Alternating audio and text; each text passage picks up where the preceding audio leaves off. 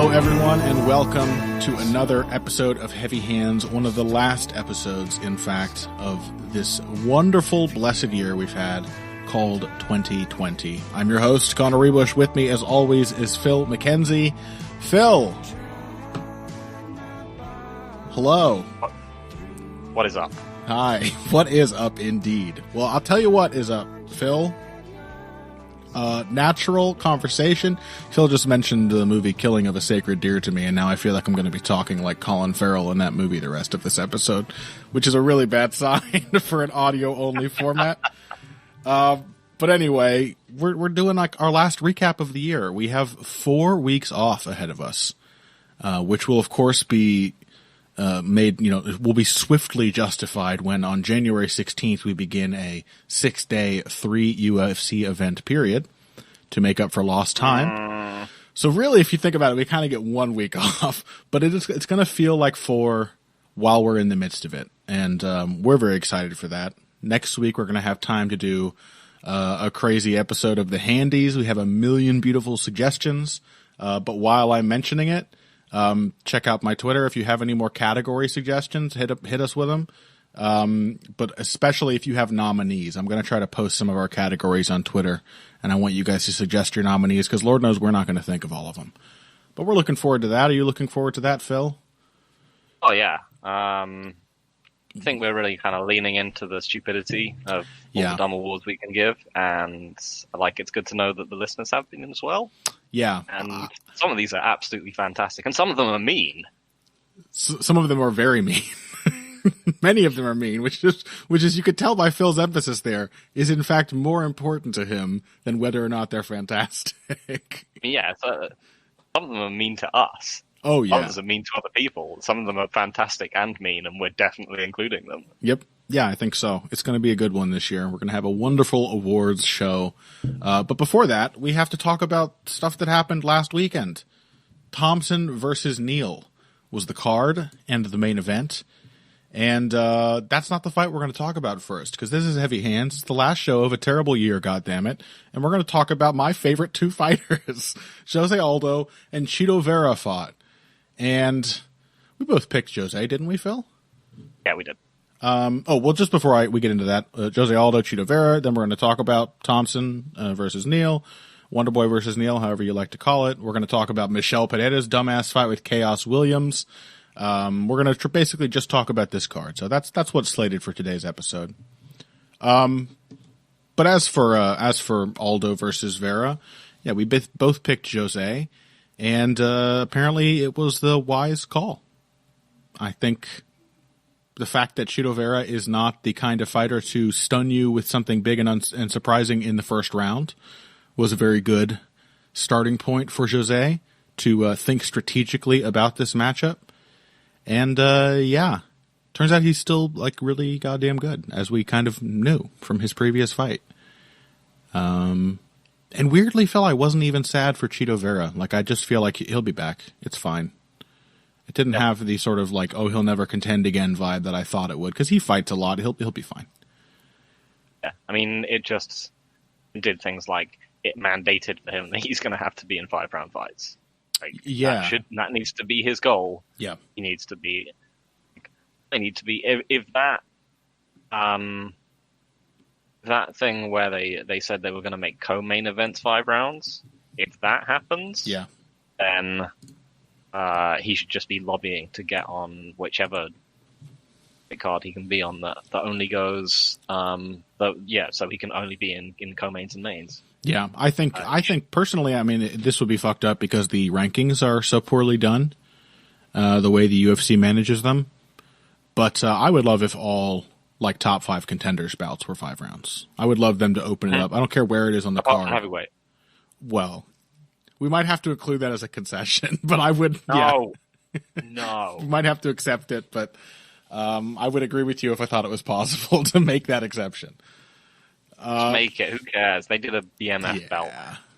True. Also, mentioning the Chito Aldo fight, let's give a big shout out to BT Sports, which I used to watch these things, which has not put up its full replay of this card. Instead, has put up all the individual fights that people care about. It's put up Michelle Pereira versus Chaos Williams. It's put up Moraes versus Font. It's put up Tibura versus Hardy, Pettis versus Morono, and Thompson versus Neal. It's put up all the fights that everyone cares about. Really sort of in direct defiance of the show and our show. And me saying to you before, like, people care about Aldo Cheeto more than the main event, right? And then there was a long pause on your end, and then I realized I was just projecting, and really, I care about Aldo and Cheeto. And so I had to watch it on a pirate stream. Mm-hmm. That's the way to do it. So... General thoughts. Yeah, what did you think of Jose's performance? I guess we could get into, like, what Cheeto could have done differently. I think there were some options, but what do you think? So, I think in general, this one really hit the note which described this card. At least the significant fights in this card. Mm-hmm. You could have subtitled this one. If cards still had names, I think this would have been, in the end, it would have been UFC like business-like. Yeah. Or like professional. Mm-hmm. Anything kind of like that, because this was really booked as a banger card. Or at least like as a very good card on paper. It wasn't really that good. A lot of the fights you would have expected to be really fun were not particularly fun.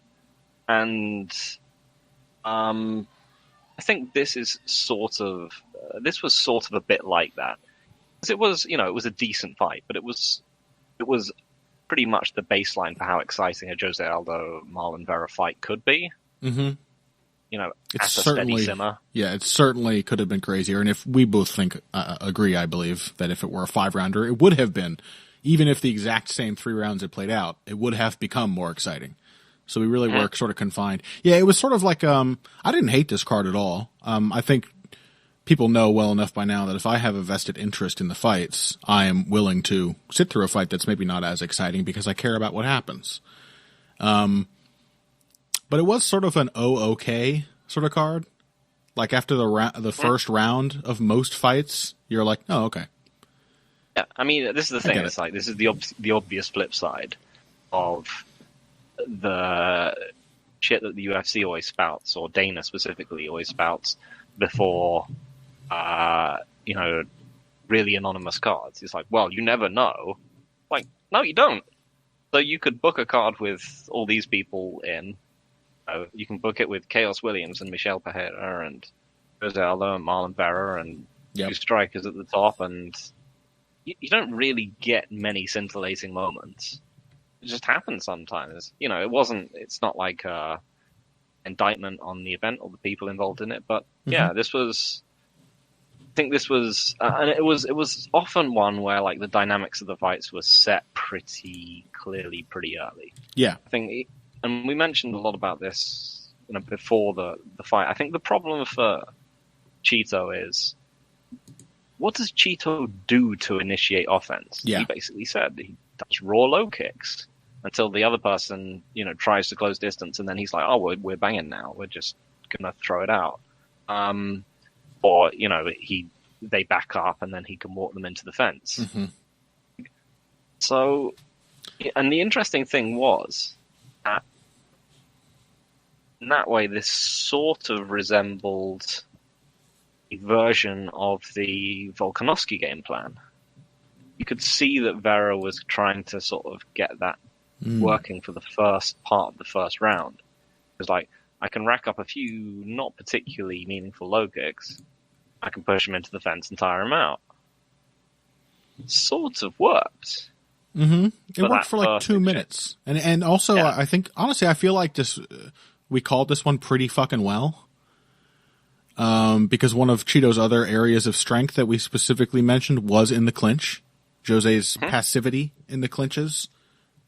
Definitely did tell. And when Cheeto was burning time off the clock in his favor, those were basically the moments when he had Aldo clinched up.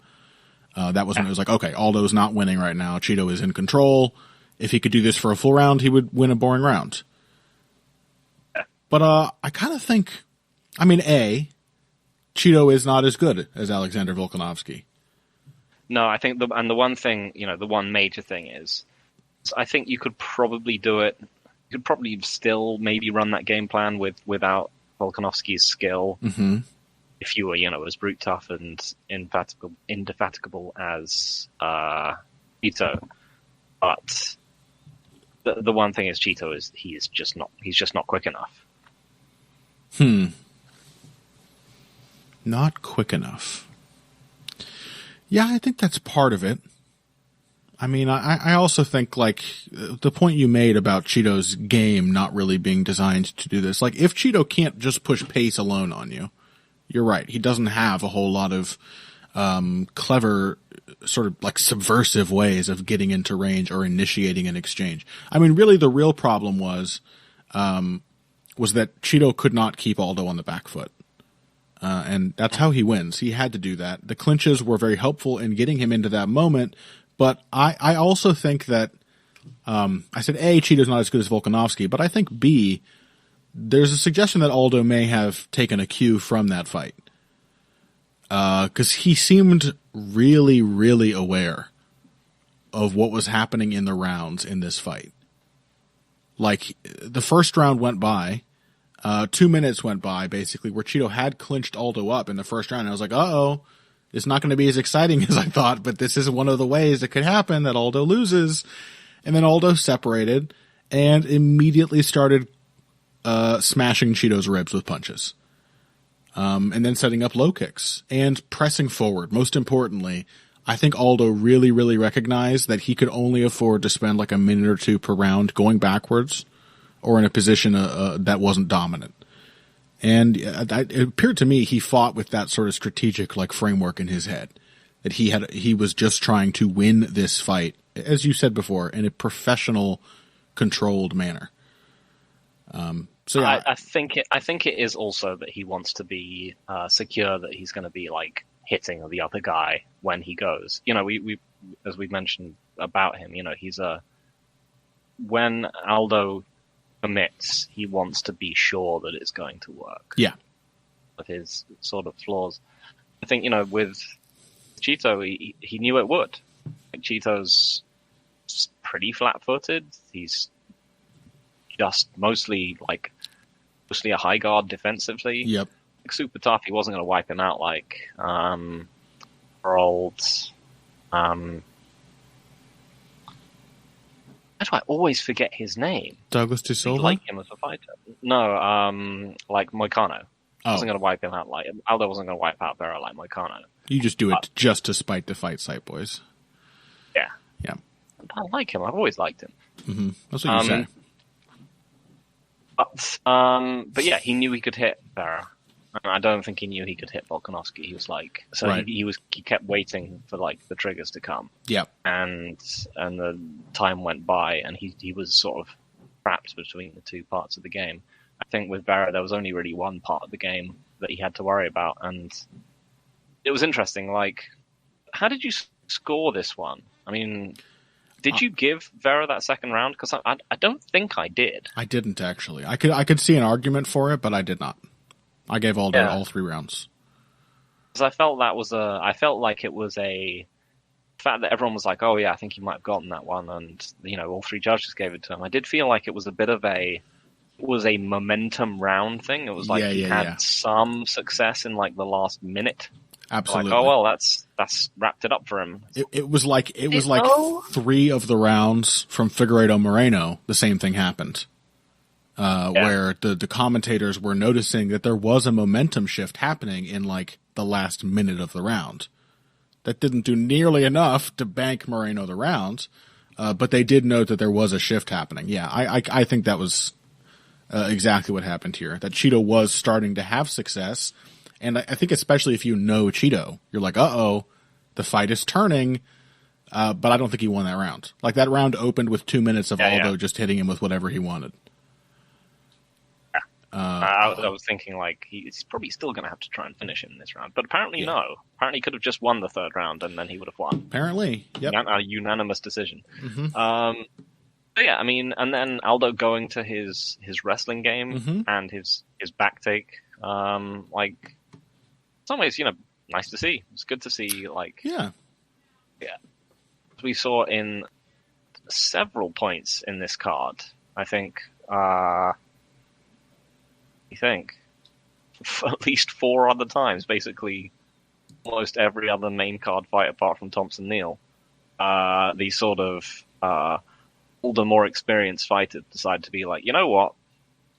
Time to take the craziness out of this fight, and time to go to my wrestling game, even though I don't generally do that. Including Michel Pereira, the dirty fucking traitor that he is. Oh my Even God. he had that thought. Jose Aldo's allowed to have those thoughts, you son of a bitch. He's earned it. He was a crazy bastard for many years, okay? Also, he's good. He's good. Aldo to watch good people do good things. He's destined to be more than a meme, so it's okay for him. Yeah. Yeah, I can see some people being frustrated. Certainly Cheeto was frustrated. In fact, I think the only moment of my life that I've ever been annoyed with Cheeto, and this includes the racism. I was gonna say. I'm okay with that. I can accept racism, but I draw the line. Phil. I know you can. But I draw the line at making jagoff motions while Jose Aldo is controlling your back. Twice. No, sir. Very disrespectful to the GOAT. Yeah, I can understand. It's okay as long as it's against Chinese people on a rebush. And from fighters that I like. See, this is the problem, Phil, is I do this shit to you all the time where I'll characterize some opinion you don't hold, but you always, resist. Whereas my instinct, you do it to me, is to just grin and accept this label. So, I'm really sorry to our Chinese listeners. I really am. I don't mean it, but I also can't say that. He doesn't mean it, but also he has posters of Chito Vera and Joanna Jędrzejczyk above his bed. Well... They just say what everyone's thinking, Phil. Oh my God. I can understand people being frustrated like Cheeto was with the third round. Obviously, for me, I was emotionally on Aldo's side. So I was like, oh yes, good call. You're fighting smart. You're a genius. Good for you. I was fine with it. As an also, ending. It was for a fight. This was one where the sort of business-like nature of this card was blessing, because these are two pretty violent people. Didn't really want them to take steps towards ending each other's careers in this fight. Yeah. And the fact that the last round was just clear, completely undamaging back control. Mm-hmm. Fine. Mm-hmm. Let's move on, guys. And, Vera can be like, "Oh, he didn't fight me. He was scared. He can keep his brand intact." And Jose's got a nice win. Mm-hmm. I gotta say, if you're Cheeto Vera, it is arguably not a great look to just be stuck in back control for an entire round with no progress. By a huge, sure, jacked form of featherweight who's been a black belt for however many years. Yes, for many, many years. Yeah, absolutely. But even so, it wasn't a great look. Cheeto's supposed to be crazy in those ground positions, and I think we see that sort of like Tony Ferguson. There is still a positional limit to his craziness. There are just certain places, if he's put on his back or if he's locked in a position, he can't just improvise his way out of it. Yeah, I think that was one of the genuinely really insightful things John Jones has said when he was talking about Alexander Gustafsson. He was like. Mm-hmm. Everyone was like, "Oh, this guy's a great anti-wrestler." He's like, "No, he's not. It's just his grappling isn't that good. If you put him into a control system and into a control situation for long enough, past the initial scramble, he doesn't have great jiu-jitsu." And he was right. Yeah, I think that you see that a lot more now. I think that's a dynamic that's present all over the place in MMA, just based on the way people have to learn it. You're obviously going to prioritize the game heavily incentivizes you to prioritize immediate scrambles, and these continuing dynamic exchanges on the ground. And I talk about this all the time with it being so effective at flyweight because it's the ultimate example of, we only really know how to scramble, and when it stops, we're kind of confused. But that's present, I think, almost everywhere in this sport. So yeah, yep. Good call by John Jones. No one ever said he couldn't think strategically. So, well, shall we take a break? And when we return, Stephen Thompson versus Jeff Neal, another sort of business-like. I mean, actually, I quite enjoyed this. Yeah. I mean, this I think weirdly, this was kind of the exception to the rule. Sure. I mean, Stephen Thompson was still gritty performance, but yeah, we'll he talk just about is. it after the break. Yeah, he is a gritty bastard. It was like a combination of the Masvidal fight I expected and the Luque fight that we had in Thompson's last performance. But let's wait to talk about that till after we come back. And then Font Moraes, Pereira Williams. I think we're going to talk about Tabora Hardy just because Greg Hardy got his ass beat. And Pettis Morono. All of that, maybe more, after this. Hey everybody, thanks for listening to this week's Heavy Hands. If you like what you hear, please consider pledging to support the podcast on Patreon. Patreon is basically continuous crowdfunding. You sign up to contribute a certain amount per month to help us with production costs and the like, and in return you get rewards ranging from a mention on the Heavy Hands website to a question or topic of your choice being discussed on the show. We have a lot more in the works to reward you for your help, and we appreciate every contribution. No amount is too small. Just head over to patreon.com and find how you can help out the only show dedicated to the finer points of face punching. Now let's get back to it.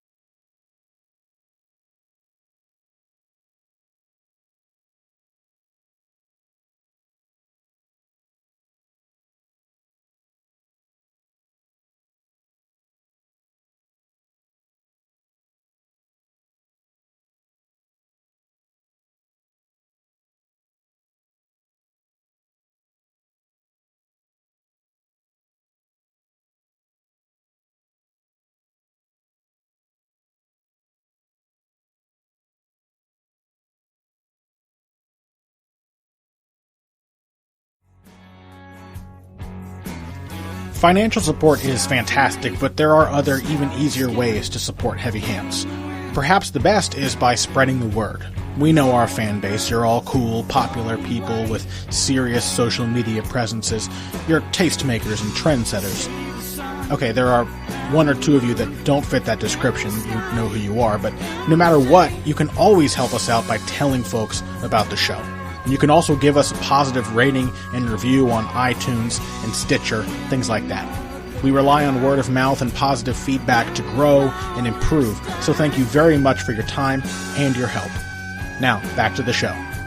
Welcome back to Heavy Hands. We are continuing down the main card of UFC Fight Night, Thompson versus Neal, with Rob Font versus Marlon Moraes. And the first thing I want to say, Phil, is that this is the division that made Renan Barão. And you have keyed into exactly what I was thinking. Boy, does this feel like not even the very beginning of another Barão-esque fall from bantamweight glory. Because, Jesus Christ, Marlon Moraes went from 4 phenomenal wins. Like the split over John Dodson, not very compelling, whatever. The 3 after that, incredible instantaneous finishes, which maybe is a lesson for all of us. A lesson we'll have to learn forever, not to put too much stock in those kinds of things. But boy, to go from that over Jimmy Rivera, Rafael Assunção, and Aljamain Sterling to losing... That is one of the best 3 fight streaks in bantamweight history. Yeah, it's incredibly good. That's a really, really massive streak. And to go from that immediately to losing 3 of 4, 1 to a Jose Aldo who really did, in retrospect, look like he was just coming to grips with what it felt like to fight at 135 and was not on his A game. And then the other 3, all to good fighters, but all knockouts. 3 losses by knockout after that run, immediately after that run. So yeah, what are your thoughts? You clearly had some thoughts already on the downfall of Marlon Moraes. I mean, like you started talking about Renan Barão, and I was just, yes, this is exactly like the first thing I was going to say about Marlon Moraes is just like, welcome to Barão Town. Yeah, like, population, Barão, and Miguel Torres. Who's sadly not even named after him, even though he was the first to have it happen. I mean, Moraes, so I mean, one of the interesting things, obviously, is that Moraes tried to, and with some success, execute the same veteran, oh, you won't expect me to do this, and go to my takedowns game plan that almost everyone else did on this card. He really is a bootleg Aldo. And I say bootleg because he's deficient in a couple of very, very important areas. Yeah. So, I mean, defense being the main one, but also, was what happened when Rob Font hit him? I know Rob Font is a hard hitter. He has famously, like, hit and hurt people. That is now all 3 of those fights against Cejudo and Font and Sandhagen, where Sandhagen, and Sandhagen, where he's gotten hit, and he's just absolutely frozen. Yeah, like a deer in the headlights. Reaction to it now is appalling. I mean, like, you just have to assume that Cejudo broke him. That's the only conclusion. I mean, I think we are seeing revealed some problems that Marlon has had throughout his career. Problems that we were well introduced to in that Cejudo loss. We really had to reckon with then. But he didn't always take punches this poorly. You know, he took shots back in his fight in 2015, his fight with Shaman Moraes.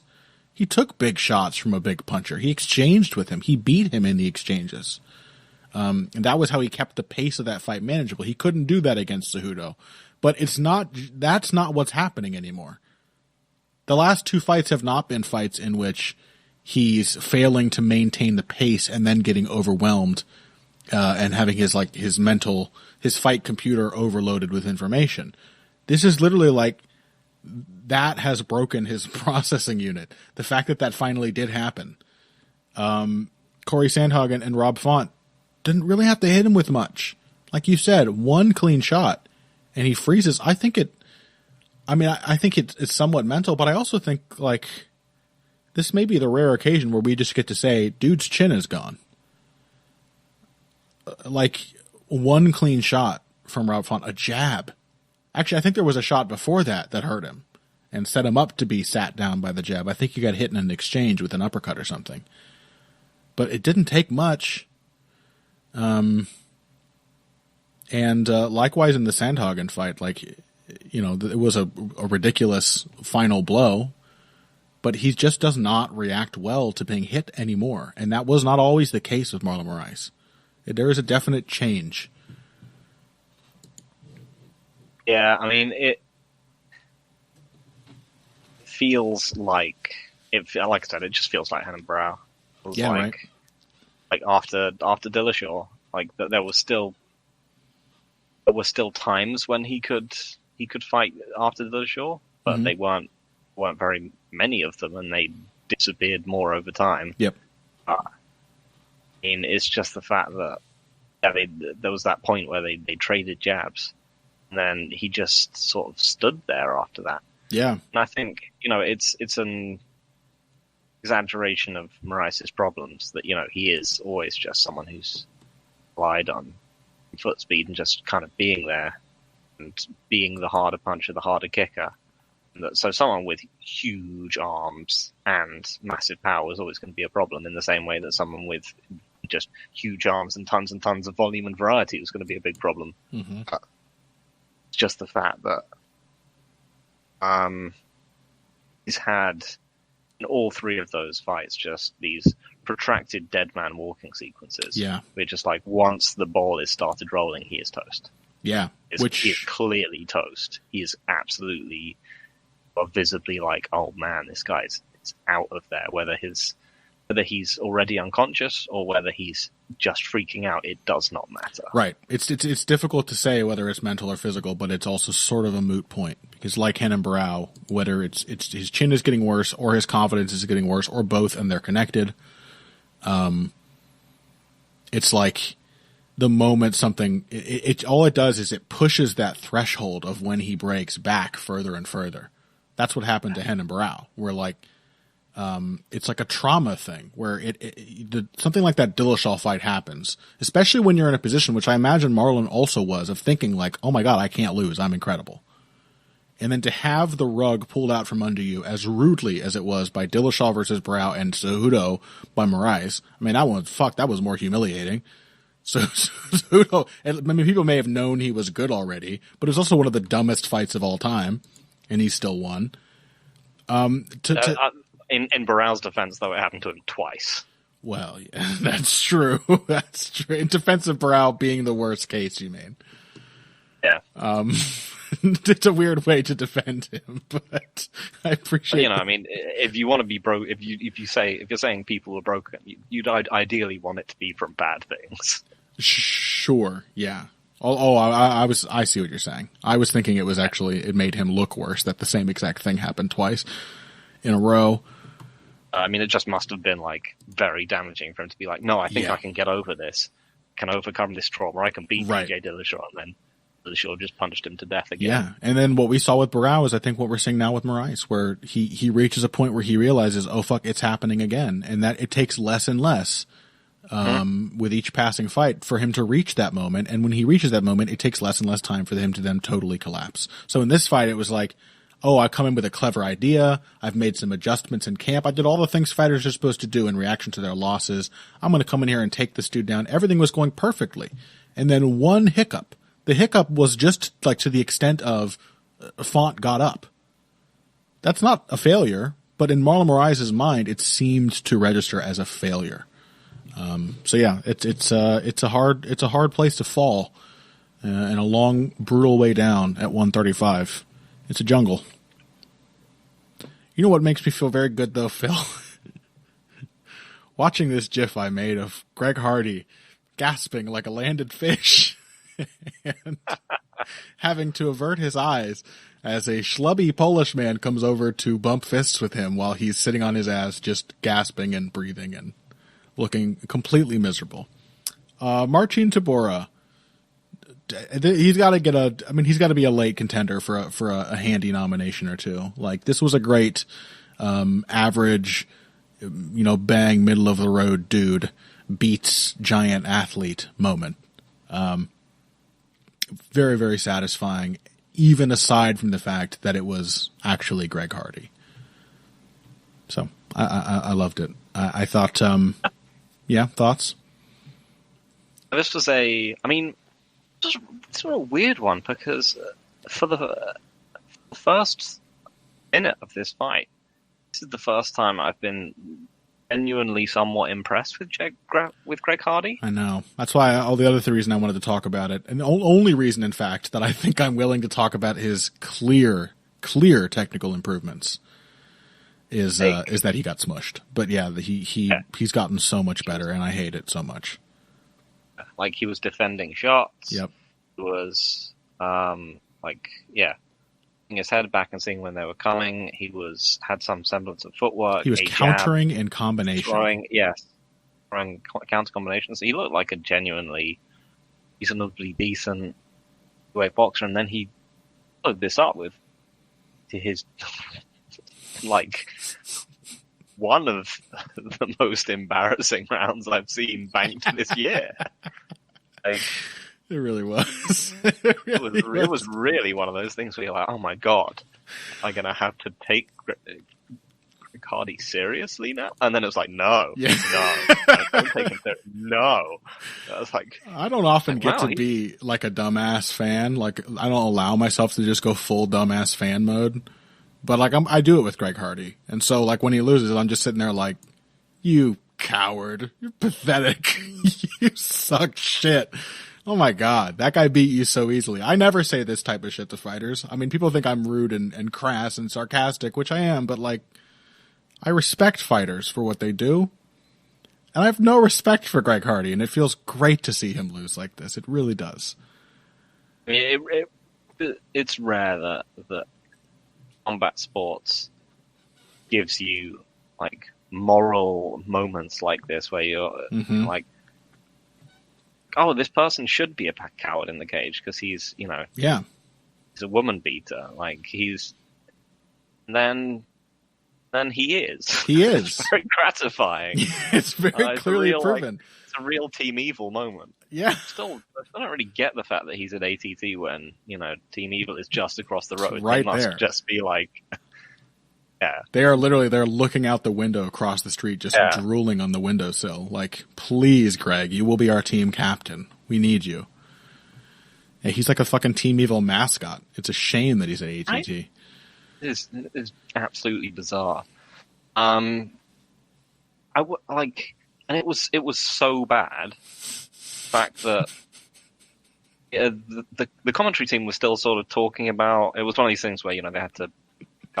It takes a while for a 3-man booth to change narrative. Yeah. Still sort of talking about how good he was looking for just to that second round, whilst he was just sort of panting and backing away. And they were still stuck on celebrating how good he was, while Greg Hardy was thinking, shit, just desperately trying to forestall the loss that he knew at that moment was coming. Because Marcin Tybura almost got finished. He almost got finished to the perfect Derek Lewis-esque extent that Greg Hardy exhausted himself going for it.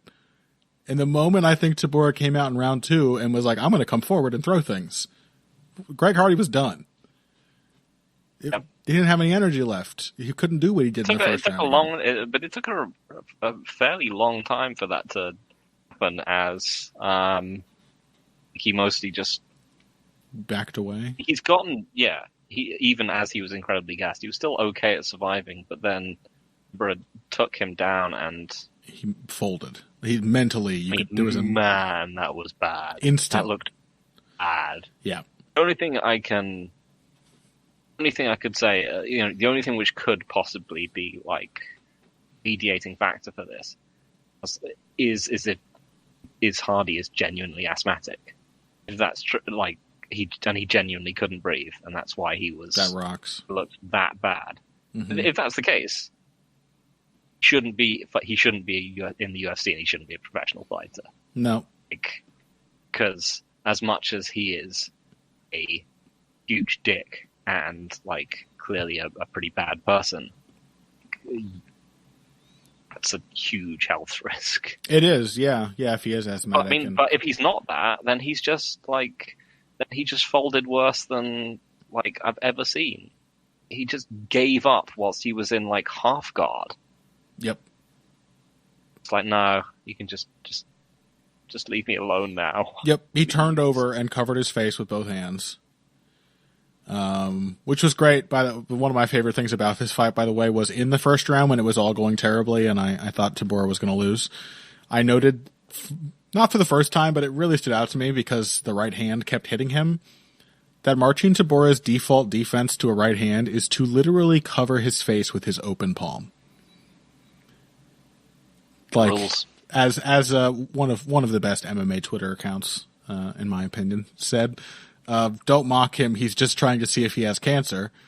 I don't know if you have that game. Do you have that one in the UK? Yes. But yeah, it was nice. It was a little poetic justice for me to see Greg Hardy ending the fight in a much more submissive version of that same posture. Yeah, whether it's asthma or the other thing, I mean, it's clear that he's, yeah, like you said, moral tale. Guys who beat women, you expect to be cowards who fold the moment that they realize that somebody is bullying them.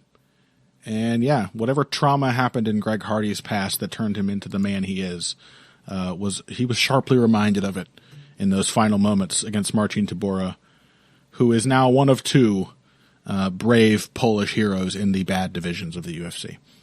Okay, final fight. Just a couple words on this, but I actually quite enjoyed this. It reinvigorated once again my long-standing appreciation for a guy that I usually only talk about to express how frustrating I find him.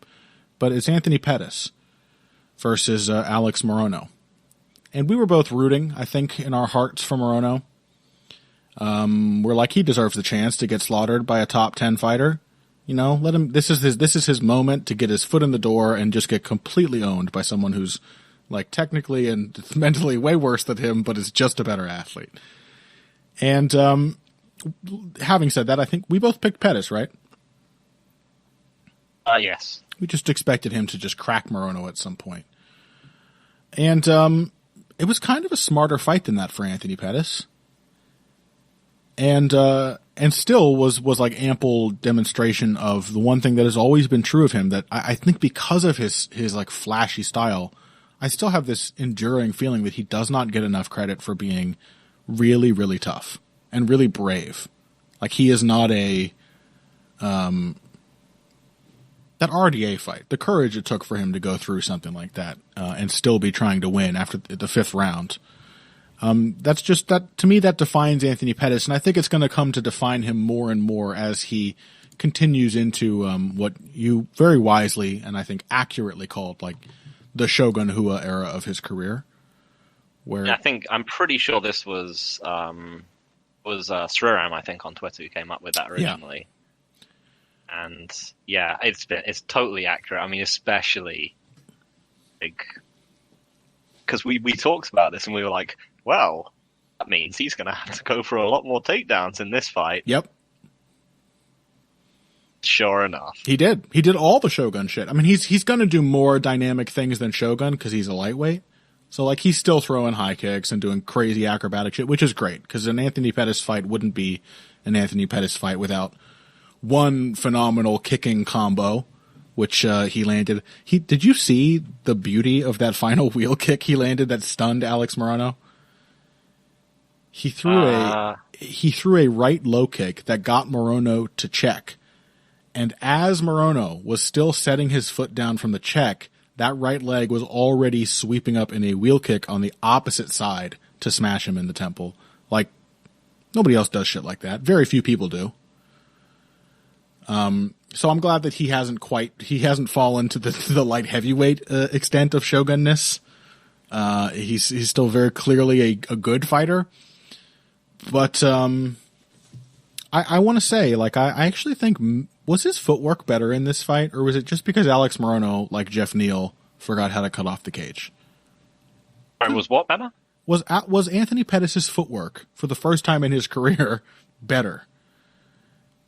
I think it's because Morono doesn't really know how to cut off the cage and is a pretty short puncher as well. Yeah. He was struggling even more to close the distance.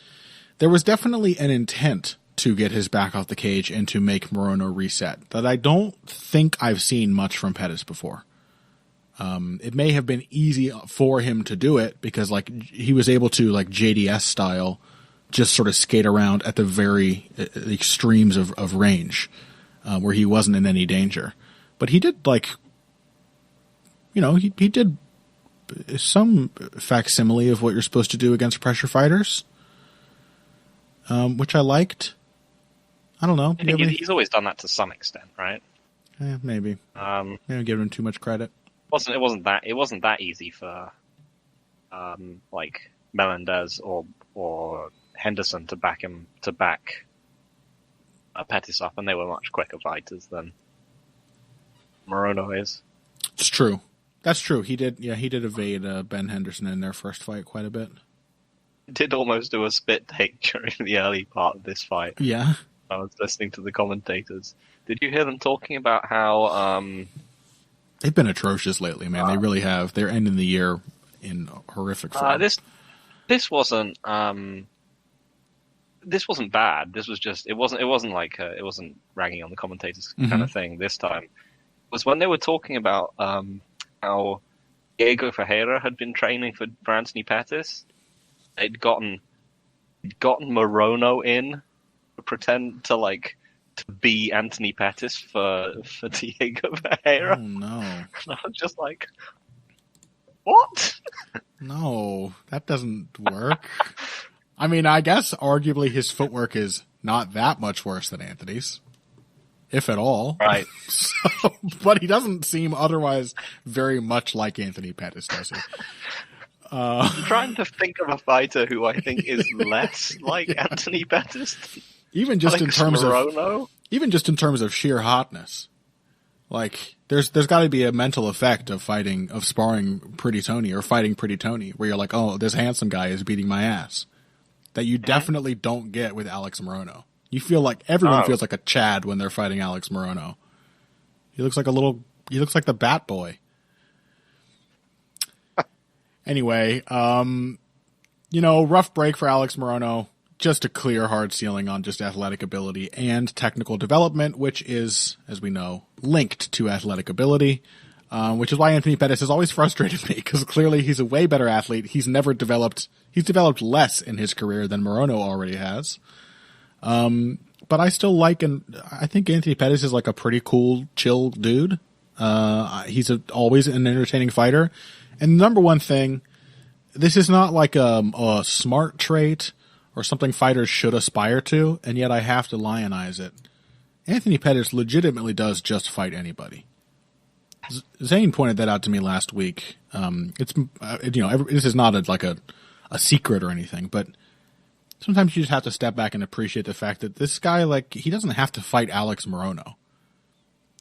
He didn't have to fight Carlos Diego Ferreira. He has name value. He could be angling for matchups that mean something. I think Anthony Pettis really is just a fighter's fighter in that way. And I like that about him. I think, a lot of the sort of technical development and the who he is, I think they have common roots, is that he's just an incredibly stubborn guy who wants to do things his way. Yeah. And give a lot of respect to that. But Alex Morono he wasn't necessarily a high risk fight, but he was a no reward fight apart from the paycheck.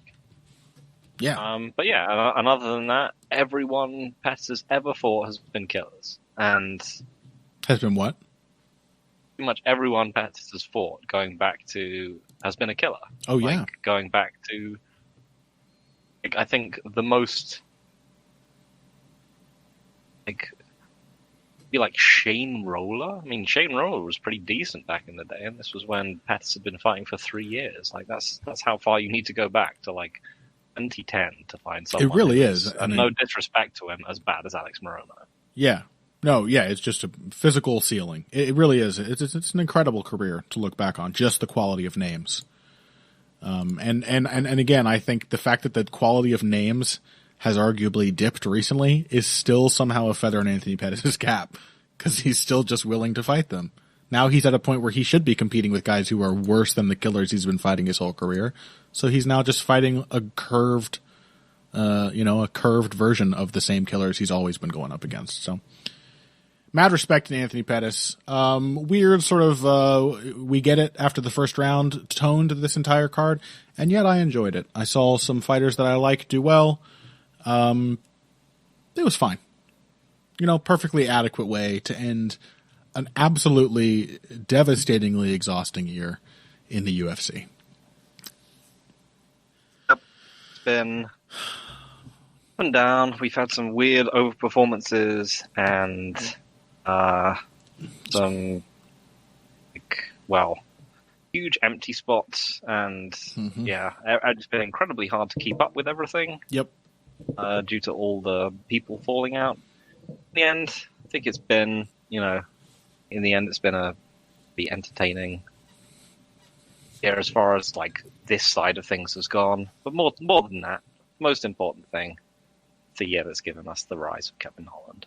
Oh, I was going to say the most important thing is that Dana White proved us wrong. Oh yeah, he did that. Us media members. Thanks, Dana. Got us. Yeah. Proving, in fact, how much he got us and how much he doesn't care about the media by making people make a 5-minute video talking about how great he is. Yeah. Not mad, the Dana White story. Yes. Well, yeah, it's been a good year. We're going to wrap it up. Look forward to the handies next week, everybody. I'm very excited about that. We've got a lot of fun categories. I think I'm going to try to mix in also just some genuinely technical categories too. No one cares about the boring generic shit, but we can come up with some more sort of boutique technical categories that are not necessarily just jokes, but there will also be lots of joke categories, and I'm very much looking forward to those too. Phil, yes. I'm assuming with no preview or anything coming up, you got nothing to plug this week. Have you read any cursed teenaged MMA ramblings from those vaping scooter lads? I have not read much of anything, I'm afraid. I've been extremely busy and not been. And again, it was a struggle to even watch this card, thanks to the wonders of BT Sport. Beautiful. Well, I don't have shit to plug either. I haven't read a damn thing. I'm ready for this 4-week break. We'll be back with the handies and with some topics. We're going to have some fun with the show for a little minute in the meantime. And yeah, I'm really struggling to wrap it up. I don't know. It's like I'm letting go of this schedule, and I'm kind of scared to let myself drop into the abyss of freedom. This has been Heavy Hands. Is that... We really shouldn't have talked about the killing of the sacred deer before this, should we? Good point. That fucked me up.